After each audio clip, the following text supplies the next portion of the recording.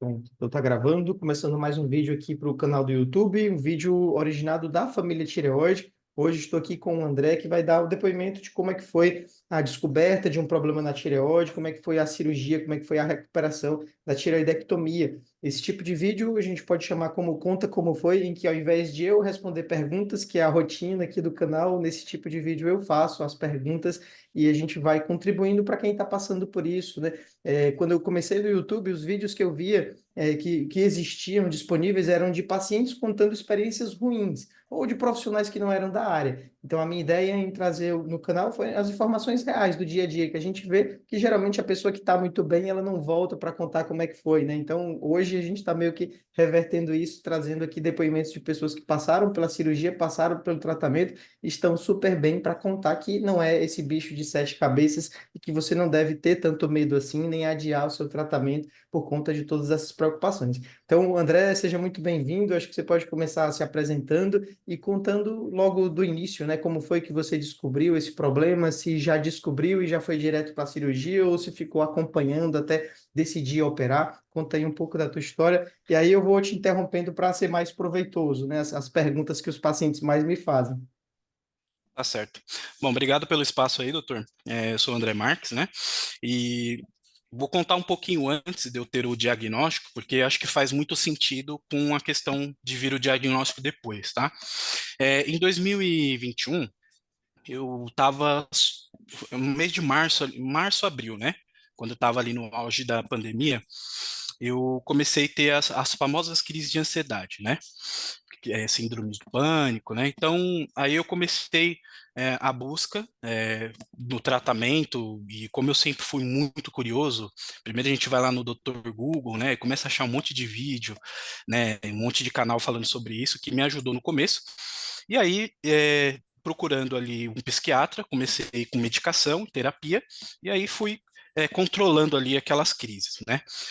Só que no ano de 2022, mais ou menos ali, 2022 eu passei um ano tranquilo, controlando as crises, medicação, acompanhamento psicológico, e no ano de 2023 ela ainda não tinha parado, né? Então eu ainda estava com medicação e ainda estava com tratamento psicológico, e aí eu comecei a investigar o porquê que ainda estava, tipo, demorando tanto, né? Então eu encontrei uma cardiologista onde ela por um acaso, né, pediu o ultrassom da tireoide, que ela achava que poderia ter alguma coisa de fato com um fator hormonal, né? Então ela achava que, tipo assim, frente às crises, meus hormônios da tireoide estariam um pouco desregulados, porque nos exames de sangue estava tudo ok, TSH e o T4, e aí então ela pediu o ultrassom. E ali no ultrassom, isso foi em maio de 2023, o doutor bateu ali o ultrassom, já pegou um nódulo que no começo ele estava com a característica de 1,2 por 1 por 0,9, né? E assim, já deu T-RADS 4 de cara, porque as duas características principal dele, que era hipoecóico e, e sólido, né? Já bateu ali a somatória, né? De 2, 2, 4 para T-RADS 4, né?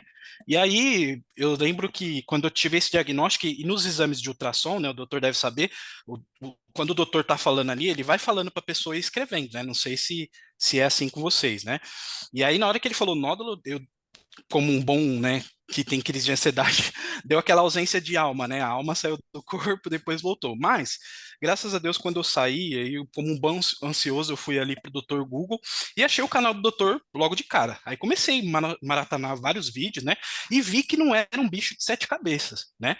Vi que era uma coisa comum, que infelizmente muitas pessoas só descobrem quando começa a fazer exames, né? Porque até então eu não tinha sintoma nenhum que tivesse relevância para falar que era referente ao nódulo. Os meus sintomas que eu tinha eram de crise de ansiedade mesmo, sabe, na época. Então, quando eu recebi o diagnóstico, eu demorei ainda um pouco, assim, sabe? Foi em maio de 2023. Eu demorei um pouco para ir num endócrino, né? Cheguei no final de 2023. A endócrino, eu percebi que ela não tinha tanta experiência assim, sabe? Ela falou assim: ah, não é nada, só faz uma punção aí que não vai ser nada. Mas eu já tinha comigo ali, acompanhando as histórias do doutor, os vídeos, eu já tinha comigo que tinha alguma coisa assim, né? E aí, quando fez a punção, deu Bethesda 5, né? E aí voltei nela, ela falou, mas não vai ser nada não, mas eu vou te encaminhar para o cirurgião de cabeça e pescoço. E eu já sabia todo esse processo, por conta que o doutor sempre especifica, né? Às vezes o endócrino, ele não tem experiência nisso, né? É, vai num cirurgião de cabeça e pescoço mesmo, que é mais certeiro, né? E E aí aí, deixa eu fui, interromper, André. sim, Então, assim, eu vejo muito isso no consultório, né? A pessoa faz exame de sangue todo ano, tudo normal, e um dia, ou porque muda de médico, ou por acaso vai fazer um outro exame, o profissional passa aqui e acha o nódulo, né? Então, o nódulo na tireoide realmente não aparece em nenhum exame laboratorial. E às vezes a pessoa até se cuida, né? Se procura sempre estar com a saúde em dia, mas se não faz o exame de ultrassom, não acha o problema e acaba, né, adiando, né, a descoberta, a detecção de um câncer. Então, ele deve ser solicitado de rotina, principalmente em quem já tem uma doença da tireoide ou quem tem histórico familiar, mas eu acho que deveria ser um exame de check-up. Tá? Os estudos populacionais, eles não viram benefício nisso, acaba descobrindo muitos nódulos que não são nada gerando ansiedade, mas depende muito de cada pessoa, né? Talvez em nível populacional a gente não veja benefício, mas para aquele indivíduo que achou o problema no começo e que vai conseguir tratar e mudar a trajetória da doença, faz toda a diferença. O outro ponto que você comentou em relação aos endócrinos, né? Então, assim, os endocrinologistas hoje em dia, a gente vê cada vez mais endocrinologistas se formando e muitos deles não têm tanto conhecimento assim, tanta prática e vivência em nódulo e câncer de tireoide. Então, eles se seguem pelo que a gente tem nos guidelines. E nos guidelines, a tendência atual é você ser cada vez mais conservador, é você ter menos medo do problema e achar que não é nada. Só que, como eles veem poucos casos, eles acabam, às vezes, negligenciando. É uma coisa tão corajosa que não precisa de punção, não precisa de cirurgia, esse câncer não mata. Só que a questão não é matar. A maioria dos pacientes não vai morrer de câncer de tireoide. Mas se você deixa de tratar na hora certa, aquela doença ela vai progredir. E tem casos que a gente poderia tratar com cirurgia parcial. Se ele progride, vai ser uma cirurgia total, ou vai ser uma total com esvaziamento. Vai ficando cada vez mais difícil de controlar. Então, o que a gente quer reduzir é a morbidade do tratamento, é tratar bem cedo para você não precisar usar todas as nossas armas disponíveis, né? A gente fazer menos de tratamento e ter menos sequela, né? Então, infelizmente, alguns entenderam errado o guideline e acaba sendo de uma forma muito corajosa. Eu chamo corajosa porque realmente é você confiar na sorte que não vai ser nada, né? Você acha que não é nada, mas a gente às vezes vê uns casos bem difíceis, né? Então, em homens, essa conduta já é diferente. A maioria dos nódulos na tireoide e no câncer, o que a gente tem de informação na literatura é que a prevalência nas mulheres é maior. No homem é mais raro, né? Mas quando está presente o nódulo, ele tem uma chance um pouco maior de ser câncer. Então, deveria ter sido uma abordagem um pouco diferente no seu caso, né? Mas que bom que você procurou um outro profissional, né? O cardiologista que suspeitou, né? E já foi investigando, e o profissional do ultrassom também que já foi dando essa sugestão, né? Mas isso pode ir continuando, né? Que aí eu vou interrompendo, acho que fica mais interessante, porque é o que eu vejo no meu dia a dia, o paciente perder tempo, né, fazendo só a parte laboratorial. sim. E assim, e aí quando eu fui no cirurgião, ali sim eu tive a real noção do que eu já vinha, né, sabendo pelos exames, pelos seus vídeos, né? Então eu só queria alguém que falasse assim, cara, é isso, cirurgia, né? Então eu já estava com isso. Até que quando eu fui lá, eu fui sozinho, não fui com ninguém no doutor. Isso foi em março desse ano, né? E aí eu já estava com o resultado da punção, já estava com o resultado do ultrassom, né? E aí quando ele olhou, ele pegou e falou assim, André, você já deve saber já, porque eu já comecei conversando com o doutor, então a forma que eu estava conversando ali, falando do caso, ele já percebeu que eu já estava meio que Já estava estudado, assim, né? sabido, né? Já estava sabido demais. Aí eu falei, É, tá, doutor, vamos aí, vamos para os próximos passos, né? Aí ele falou, e eu achei legal a abordagem dele, porque assim, eu fiquei 50 minutos na sala dele, né? E aí eu achei legal que assim, ele fez o desenho da tireoide, né? Eu posso mencionar o nome dele aqui? Tem algum problema, pode, não? pode. É o Dr. Daniel Marabuco, até falei com ele em consulta hoje, que eu ia citar ele, né? Dr. Daniel Marabuco, que ele fica no Hospital Santa Virgínia, aqui em São Paulo, né? Então, eu achei legal a abordagem dele no começo, super humanizada, né? De entender o outro lado do paciente, né? No sentido de, ele desenhou minha tireoide e falou, André, seu nódulo tá aqui, o lado direito, desenhou a tireoide, mostrou o tamanho, a gente vai arrancar só essa metade da tireoide, a outra vai continuar funcionando. Lógico, a gente tem uma análise em cima do nódulo, né, para ver o risco de agressividade dele, e na cirurgia a gente consegue meio que bater o olho, porque eu tive um enrosco ali com a questão da congelação, que fala, né? Porque o meu plano, ele cobria inclusive estava no pacote ali da cirurgia, porém, o laboratório que faz essa congelação, ela não aceitava meu plano, entendeu? E aí o que acontece? O doutor ligou para mim e falou: e aí? Você vai fazer no particular? Como que vai ser? E aí eu falei: doutor, o quão importante é isso para você?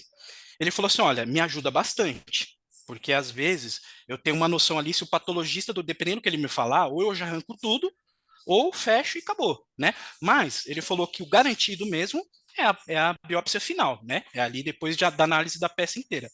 Ele falou: mas o seu caso, dá pra gente fazer parcial, né? E aí eu falei: então, beleza, vamos uma parcial. E aí a cirurgia foi agora dia 6, né? 6 de setembro.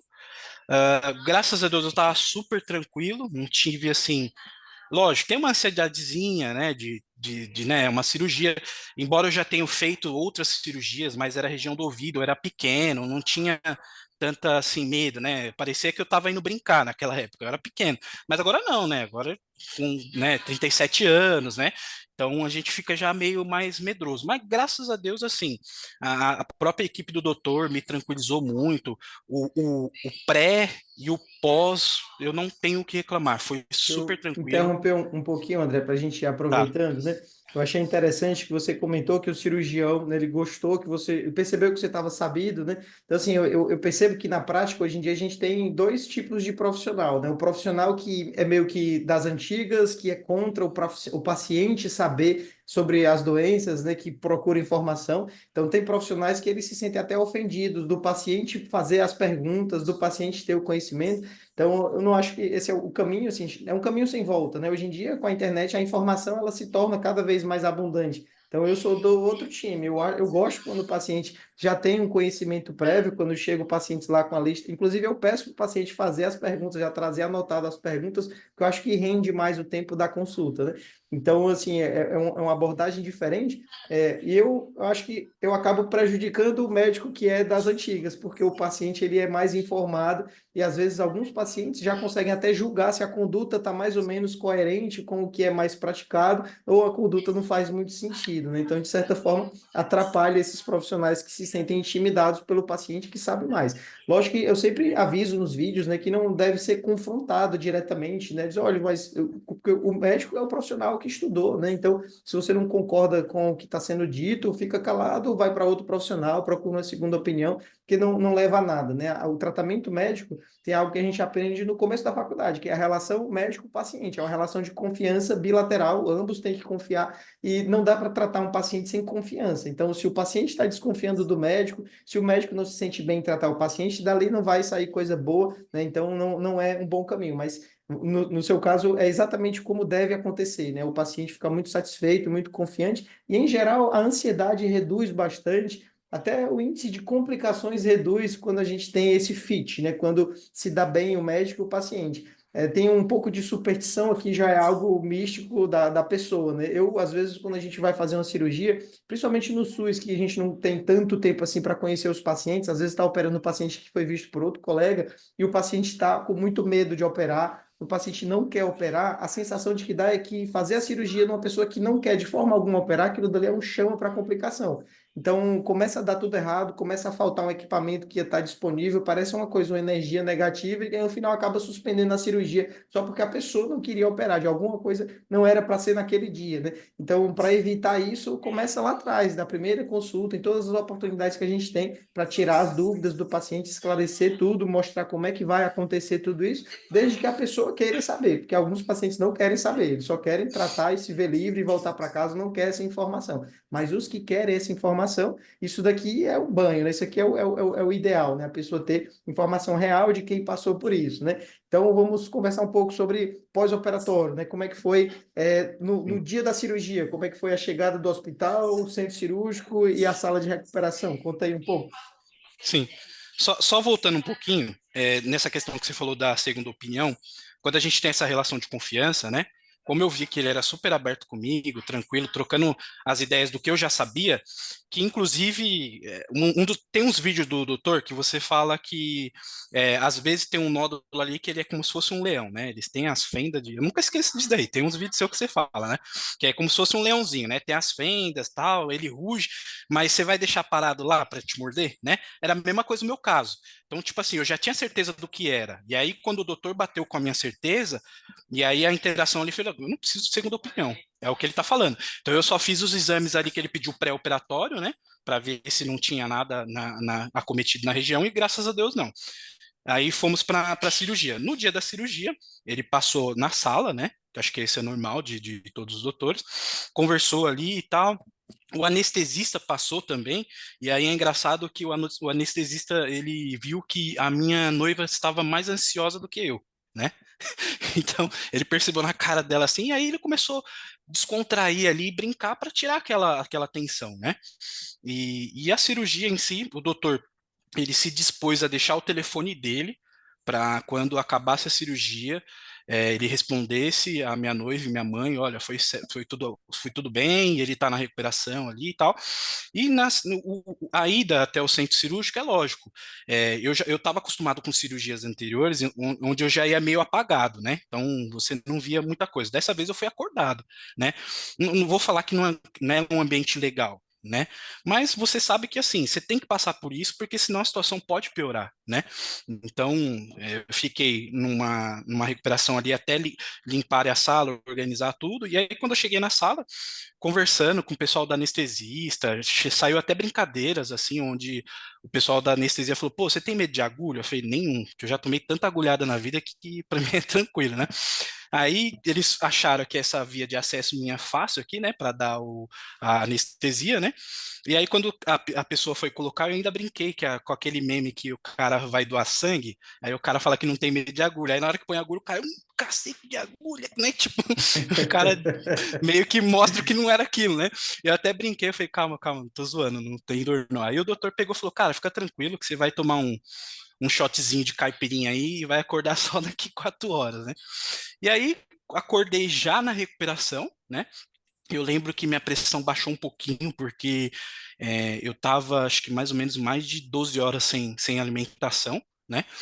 Em jejum ali, e aí eu só lembro do pessoal ali me ajudando para estabelecer ela, e aí quando estabeleceu, acho que 5 minutos depois que estabeleceu, eu fui pro quarto, cheguei no quarto, eu mesmo pulei para a cama, né?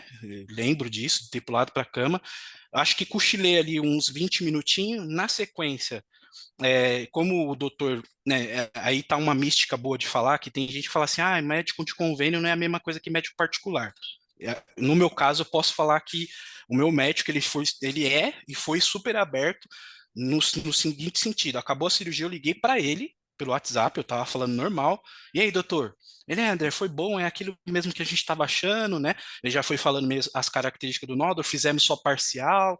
Falei, e aí, como que pode ser? Eu posso falar? Ele falou, não, pode falar normal, só esforço físico e tal. Fui falando alguma coisa. Então, todo esse processo do pós, do pré, sempre mandando mensagem, conversando com ele ou com a secretária dele, super bem aberto. Então, não tem essa, é porque é médico de convênio, não vai ter a mesma atenção. Não, tive e tô tendo, né? E aí foi super tranquilo, doutor. Eu não tive nenhum problema, assim, no sentido de com anestesia, nem com a própria região com corte, nada. Super tranquilo. Tinha gente que fala que no dia seguinte, fala, pô, acho que você nem operou, nem parece que você operou, entendeu? Tava tranquilo mesmo. Que Foi bem bom. tranquilo para mim. É exatamente essa frase eu escuto muito dos pacientes que eu opero, né? A sensação é que nem parece que operou, exatamente dessa forma, né? Porque a pessoa não sente operado, né? A não ser o curativo aqui nessa região, não sente nada. Sobre essa relação médico do convênio, né? Assim, é muito do caráter do profissional. Então, eu sou médico de convênio, eu atendo 2 planos de saúde, eu trabalho no SUS, eu sou médico do SUS e eu trabalho no particular. Eu sou a mesma pessoa, independente do local, né? Mas, infelizmente, alguns profissionais não têm tanto caráter ou não têm tanta paixão e eles acabam atuando de uma forma diferente, simplesmente pelo meio ali que ele está, muito sobrecarregado, sendo mal remunerado. Às vezes o profissional deixa externar esse tipo de frustração e, infelizmente, não atende da forma como deveria, né? Então, assim, uma coisa que eu fico muito chateado, às vezes eu recebo mensagens no Instagram, no WhatsApp profissional, de pacientes de outros cirurgiões, nos primeiros dias da cirurgia, o paciente tendo algum problema, alguma complicação da cirurgia, perguntando para mim, que eu não sou o médico desse paciente, né? Então, quem deveria ser perguntado é o cirurgião, né? Hoje em dia a gente vive século XXI, né? Tem o robô sendo controlado em Marte, como é que a pessoa não consegue falar com o cirurgião que fez a cirurgia, né? Então, assim, às vezes é o que eu fico bem frustrado com isso, o paciente não conseguir falar com o médico dele, né? Até os pacientes que operam do SUS têm meu WhatsApp, eles falam comigo. Então, realmente é muito do profissional, né? Esse tipo de conduta, né? De falar com o paciente, de falar com o familiar, explicar como é que foi. Eu acho que isso faz parte do tratamento, né? Explicar tudo, né? Tudo o que aconteceu, se foi dentro do conforme ou não, né? Então, isso é que bom que você recebeu o atendimento padrão, que é como deve ser. Às vezes, no dia a dia, o padrão que deveria ser sempre assim, né? Ele acaba virando uma exceção, né? Quando, na verdade, o normal é ser assim, né? Que é a realidade, né? E André, outros pontos, né, ainda para a gente aproveitar, em relação à internação, às medicações, assim, como é que foi em relação a isso? Teve algum problema? Teve algum Hum, sintoma do cálcio baixo, formigamento, dormência? não. A internação, eu internei no dia mesmo que eu ia operar, né? Então, a cirurgia estava marcada para 10h30 da manhã, e eu lembro que eu cheguei 5h30 da manhã no hospital, nem precisava ter chegado tão cedo. Aí fiz as papeladas lá, então até a hora da cirurgia fiquei ali no quarto esperando, sem precisar tomar nenhuma medicação e, lógico, com o jejum que o doutor havia me solicitado de 12 horas ali, né, mais ou menos, né? Então, aí depois, pós-cirúrgico, eu lembro de ter tomado só dipirona na veia ali e algum outro remédio para dor, né? Não lembro se foi tramadol, alguma coisa assim.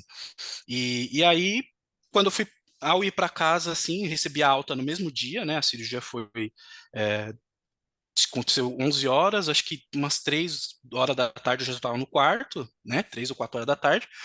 E eu recebi alta, era 7 horas da noite. Eu me alimentei bem, né, no próprio hospital mesmo, não interferiu em nada, não tive nenhuma dor, nada.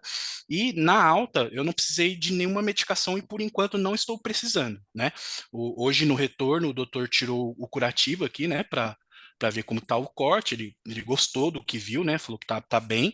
E ele pediu que daqui mais 15 dias que eu leve um exame de sangue com as medições que ele vai precisar ver ali com um mês de cirurgia para ver se eu vou precisar de algum tipo de reposição hormonal, no caso, né? Então, e aí, a parte do resultado da biópsia era meio que aquilo que ele estava previsto, que ele viu já na cirurgia, né? Que era um nódulo medindo 9 centímetros, que ele estava encapsulado ali, né? Na tireoide mesmo. Não teve extensão extratireoidiana, não teve invasão angiolifática, e ele estava na classificação PT1A, que era o meio que ele estava esperando, né? E aí o prognóstico que ele falou que é muito bom, né? Tipo, fora agora esse exame de sangue que eu vou fazer para ele ver como que tá, para ver como que vai ficar a medicação, é um acompanhamento aí de 6 em 6 meses, né? Com um exame de sangue, ultrassom, e aí conforme for evoluindo, vai para um ano, mas tem que sempre haver essa janela aí de acompanhamento, né? E o outro lado esquerdo da tireoide está lá, né? Tá Então, um dando a comentário sobre função. isso, André. Tratar o câncer de tireoide com a cirurgia parcial, né, hoje em Uhum. dia ainda não é consenso. Ainda existem cirurgiões, apesar do guideline, o último que a gente tem é de 2015, então ele já vai completar 10 anos ano que vem. Né? E mesmo assim, ainda tem muitos cirurgiões que não fazem cirurgia parcial para câncer de tireoide. Então, o seu caso é um caso, um exemplo perfeito, um nódulo menor do que 1 centímetro, de 0,9, todo localizado dentro da tireoide, a gente consegue sim tratar com cirurgia parcial. Eu sou muito fã dessa cirurgia, porque é uma cirurgia que você consegue deixar o paciente sem precisar ficar tomando a medicação, o paciente fica muito mais tranquilo no pós-operatório, porque o risco do cálcio baixar é zero, você só mexe em um dos lados da prega vocal. Então, sempre que é possível tratar com uma cirurgia menor, ela deve ser o procedimento de escolha, né? Infelizmente, alguns cirurgiões, eu não sei, e aí já é um outro problema em relação à tabela dos códigos das nossas cirurgias, no plano de saúde. Alguns convênios, na cirurgia parcial, ele não tem o adicional de oncologia, que geralmente pagam melhor. Então, acaba que o código da cirurgia parcial, o valor é lá embaixo e o da cirurgia total é lá em cima. Então, por conta disso, alguns profissionais simplesmente não fazem cirurgia parcial por conta desse viés. E não deveria ser assim, né? A gente tem que fazer o que é melhor para o paciente, independente do custo do que o plano vai pagar. Se você aceitou receber pelo plano, o problema é seu, não é do paciente, né? Então, infelizmente, a gente ainda enfrenta alguns profissionais que talvez a conduta não seja médica, seja mais por conta financeira, né? É algo parecido com o que a gente vê no debate de parto normal ou parto cesárea, né? Então acaba que existindo isso também na minha especialidade, né? Mas que bom que você mesmo, pelo convênio, conseguiu fazer a cirurgia parcial, que seria o tratamento de escolha em qualquer lugar do mundo. Hoje em dia já é rotina tratar, né, o câncer de tireoide em estágio inicial com a cirurgia parcial. E aí, assim, vindo a biópsia, bons, sem nenhum fator adverso, né, comprovando que você não precisaria fazer a iodoterapia, realmente a conduta é só acompanhar. Alguns pacientes, eu já tive casos assim, que fez a cirurgia parcial para câncer, quando veio a biópsia, descobriu que tinha algum achado ali que não era bom, por exemplo, uma variante, células altas, um tumor mais agressivo que precisa da iodoterapia. Aí, casos assim, é interessante remover o outro lado para fazer a iodoterapia. Então, muda um pouco a estratégia, que aí nessa segunda cirurgia, uma totalização, a recuperação é tão parecida quanto a primeira, não tem muita diferença. O que muda só mesmo é o transtorno de ter que passar de novo em uma outra internação, uma nova cirurgia, mas é para o bem, né? Foi uma tentativa de poupar um lado, né? Não foi possível. É diferente, por exemplo, da cirurgia total. Você não tem como voltar atrás, né? Depois que tira tudo, você não tem como colocar um lado de volta, né? Na cirurgia parcial, a gente tem essa vantagem, né? Então, que bom que deu tudo certo. E aí, para encerrar, depois que saiu do hospital até agora, a recuperação em casa, teve algum problema? Tranquilo, sem problema algum. Eu trabalho com atendimento de renovação de certificado digital e emissão por videoconferência, né? Então eu preciso muito da minha voz. Eu sou daqueles caras que eu não gosto de cumprir atestado, embora eu sou CLT. Eu visto demais a camisa da empresa, porque eu gosto muito e me faz bem, né?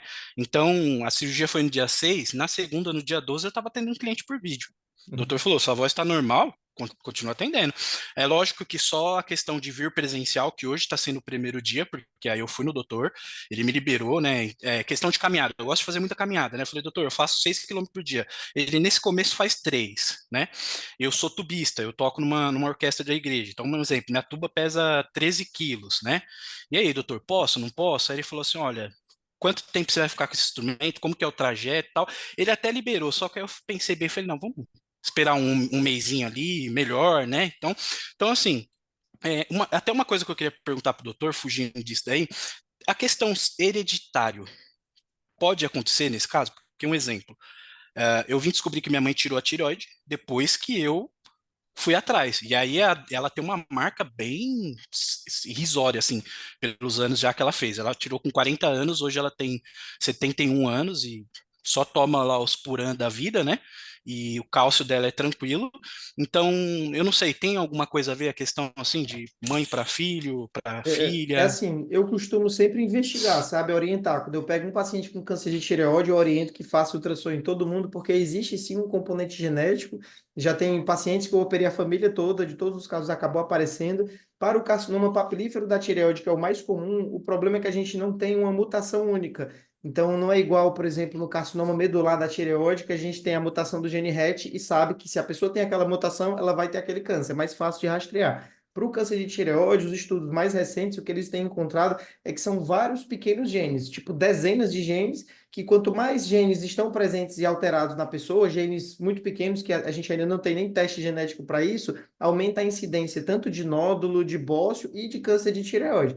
Então, tem famílias que ninguém tem doença da tireoide, tem famílias que têm tanto nódulo como bócio, como câncer, hipotireoidismo, hipertireoidismo. Então, é algo que pode sim ser no seu caso, né? Inclusive, quando eu pego pacientes do sexo masculino, quando eu vejo um homem com nódulo na tireoide, quando a gente rastreia na família, tem outros casos, em geral, a mãe, tia, uma parente mulher também, né? Então, talvez a sua mãe operou antes de surgir o câncer, ou quando tirou já tinha o câncer, né? Então, é algo que acaba tendo uma relação genética familiar, né? Sobre o esforço relacionado à cirurgia, a principal preocupação é porque a região é uma região muito delicada e vários vasos sanguíneos eles são manipulados. Então, quando faz algum esforço, aumenta a pressão nessa região e esse aumento de pressão pode, alguma ligadura de um vaso sanguíneo se soltar e formar um hematoma. Então, é importante respeitar o esforço físico, levantar peso, principalmente na primeira semana, mas o ideal é esperar pelo menos um mês para não ter esse tipo de problema. Nunca aconteceu comigo, mas eu conheço cirurgiões que tiveram um problema chamado hematoma tardio. Então, a paciente estava no quinto dia da cirurgia em casa, fez um esforço que não deveria, e aí sangrou, o pescoço encheu, e em alguns pacientes é algo tão, assim, intenso que não dá para voltar no hospital. Então, a gente tem que realmente seguir à risca essa recuperação, né, que como o paciente se surpreende, é muito tranquilo, a pessoa às vezes esquece que está operada e acha que pode fazer tudo. Não é bem assim. Então, tem que realmente respeitar para não ter uma evolução desfavorável, né? Sim. Na minha mente eu já tenho isso comigo, que é 30 dias mesmo, pronto, pronto, acabou. Eu não vou fazer nenhum tipo de esforço extra, eu vou respeitar o limite do meu corpo também, né? Então, essas coisas eu não gosto de ficar brincando, não. É isso aí. Respeitar mesmo, né? Pois, André, já apareceu aqui que o nosso tempo está acabando, né? Eu acho que a gente pode ir para o encerramento, né? Acho que foi muito bacana o seu relato para ajudar as pessoas que estão aí nessa luta, né? Se você quiser dar um recado final para aquele paciente que está lá, igual você estava antes de operar, assistindo os vídeos, né? Quando estava com nódulo na tireoide, se já sabe que vai operar ou se ainda não foi decidido, né? Qual o recado você daria para uma pessoa que sabe que vai passar pela cirurgia da tireoide? Vamos lá. Primeiro eu gostaria de agradecer aí a sua disponibilidade, né, em estar se dispondo ali do seu tempo para fazer vídeo para o YouTube, né, porque você não encontra alguém com tanta bagagem, com tantos vídeos ali para auxiliar quem hoje enfrenta e pega esse diagnóstico início, né? Às vezes a pessoa pode ficar muito assustada, mas aí quando ela começa a encontrar pessoas que nem o seu canal e a sua pessoa, né? Para dar uma tranquilizada, para mostrar que não é um bicho de sete cabeças, né? Que aí, querendo ou não, mesmo eu não sendo o seu paciente, sou o seu inscrito, na verdade, né? Você não está ganhando nada por isso, eu não estou te pagando nada por isso, nem ao contrário, né? Você se dispôs de ajudar as pessoas, porque justamente é o que você falou, você não encontrou nada na internet que fale justamente sobre isso e também justamente do pós, né? Que às vezes a pessoa vem, ela pega o pré, opera, e daqui a pouco ela some, não fala mais nada. E é muito legal dar esses depoimentos, porque no grupo ali Família Tireoide, a gente vê pessoas entrando diariamente ali contando os casos e a gente vai compartilhando os nossos, né, para a pessoa ficar mais tranquila, né? Tipo, para não mostrar que é um bicho de sete cabeças. Então, eu gostaria de agradecer ao doutor, ao grupo, né, que me abraçou muito ali quando eu comentei sobre o meu caso no começo, né, compartilharam o que passaram, me tranquilizaram, pediram um depoimento pós-cirúrgico, né? E eu lembro que o meu depoimento foi: eu cheguei no quarto, a primeira coisa que eu lembrei é família tireoide. Ó, gente, acabei de fazer essa cirurgia, tô bem, né? E aí, o pessoal, tudo agradecendo ali. Então, tipo, eu acho muito legal continuar esse trabalho, até para tranquilizar o pessoal que não é, gente, não é um bicho de sete cabeças, não, tá? É tratável, a gente só não pode ficar postergando para não piorar a situação, né? Bacana. Pois é isso. Então, para quem está assistindo, na descrição do vídeo, vou deixar o link, né? Para quem quiser participar da família Tireoide.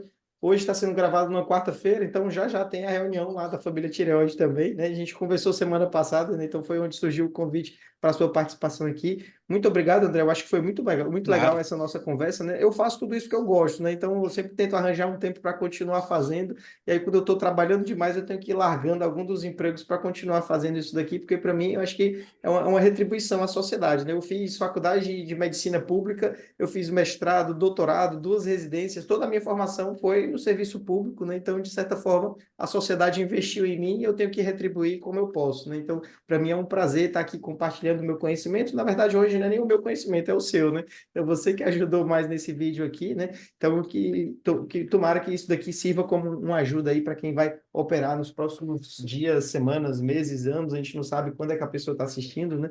Mas é isso, pessoal. Participem da família, ajudem. E quem quiser participar aqui, sentar comigo, trocar uma ideia e gravar um comentário, tá aberto o convite, né? É só entrar em contato. É isso. Valeu.